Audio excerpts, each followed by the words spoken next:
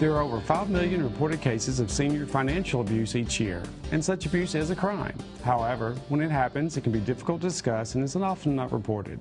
Here to talk with us about the subject, alert us to common types of abuse and what it can do about it, is Martin Spall with Wachovia, a Wells Fargo company. Thanks for being here. Jeff, thank you for having us, and thank you for the job you're doing at the Council of Aging. Well, thank you. We like to get good information out there and appreciate your help in doing so, and this is great information you're bringing to us today.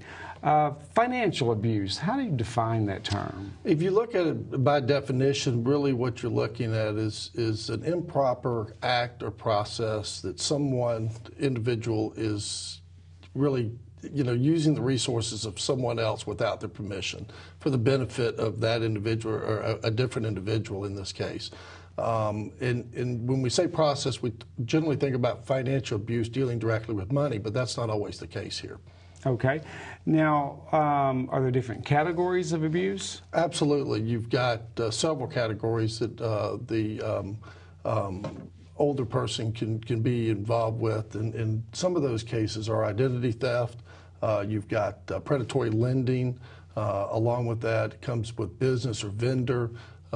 In addition, investment abuse, as well as, the one we really don't like to talk about is our relatives or friends or acquaintances, and that's a tough one. Well, that's what I was going to mention, the predatory lending and, to a large extent, possibly identity theft are probably people that we don't know. Right. But there are cases, unfortunately, where it's people that we know very well. Absolutely. And sometimes those are the ones that may not get reported or talked about like they should have. Which category is really the greatest concern for seniors? I think when you look across the board, as you previously mentioned, there's over 5 million abuse cases. But identity theft has become such a large number. There's 27 million reported cases of identity theft, which a good portion of our senior population is exposed to. And the reason I picked that one in particular is because a lot of our seniors may not be as technologically advanced in using the internet, being able to research and find out a lot of information on this. And they fall prey to people taking their identity through Social Security numbers, birth dates, addresses that they've been able to obtain. And once that identity theft is out there, you may not know it for quite some time. And generally it rears its head when you get a bill in the mail or a collection company starts to call you and wants to know when you're paying something that you made them never charged. Mm-hmm. So what do you suggest they do to avoid that from happening? One of the things, there's several things that you can actually do. In trying to avoid any type of identity theft, you have to protect your information. Make sure that you're not giving your Social Security number out either over the phone or to individuals in person that really have no need for it. For example, financial institutions, if you're banking with them, have that information and would not be asking for that over the phone. If you're there in person, they can properly identify you. That's probably okay.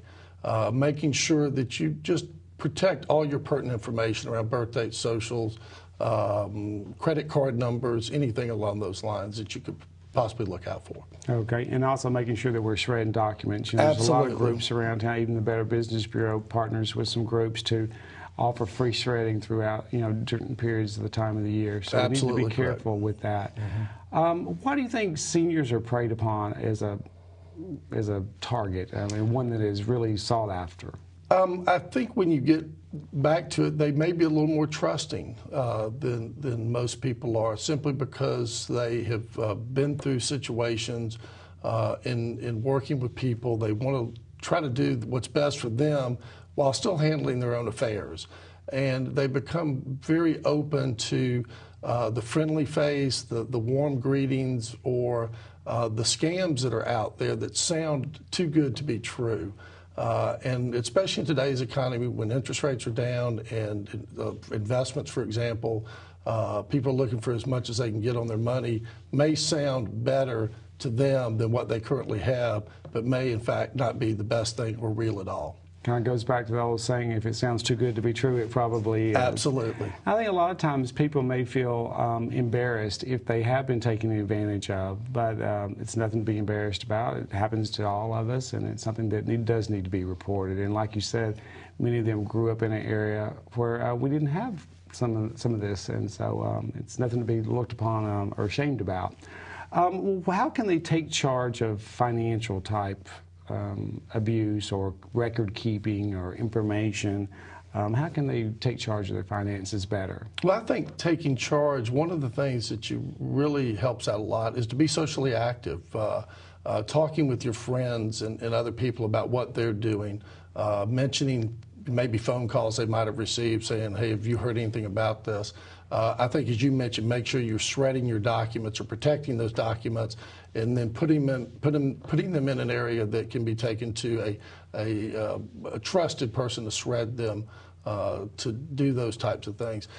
Just looking along those lines, one of the things that's absolutely imperative, and is a free service, is checking your credit bureau on a regular basis. And if you need help with that, certainly there's different agencies and different departments that can help out with, but that really is a big factor there. But once again, it goes back to trusting your instincts. Feeling those little hairs on the back of your neck stand up when you say, this just doesn't sound right. This is not something that feels good to me at this time. Well, that's a good way to just make that decision on when you should back off or report something, and that's what we want people to do. As far as scams, are you aware of any that are out there right now that are really rampant at this particular point? There's always the telephone soliciting, where you've got people calling up and saying you've won something. All I need is your credit card number to provide it to me to ship you the package that you won, the prize that you won. I was actually reading just the other day in the paper where you have to be very careful with the census going on right now.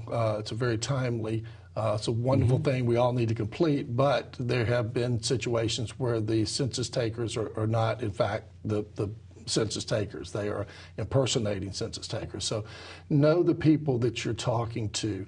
If you're uncomfortable at all, don't open your door.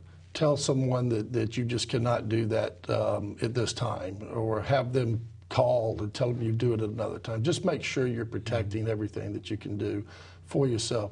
Don't give out credit card numbers over the phone. Is probably one of the biggest things. So. Okay, and I'm glad you mentioned the census. We had someone from the Census Department on a few weeks ago, and that interview is on our YouTube. So if our viewers would like to go check that out, they can watch that, and we may see if we can get him back in here real soon. Well, before we wind up, what are some things about the family situation, where it may be a family member who's taking advantage? What are your thoughts on reporting it? Do you talk with the bank?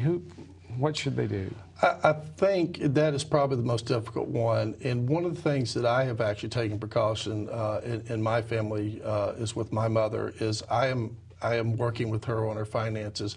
But just for my own protection, I have one of my other brothers on there that also has access to her account, so he can monitor that to make sure that there's no discrepancies in what I might be doing. Yeah, and if you have that ability to do that, I think having someone else oversee that may not have a direct connection to you and working with you on a regular basis is probably one of the most important. Okay, thanks. Well, that's great information, and we appreciate it. Thank you for being here.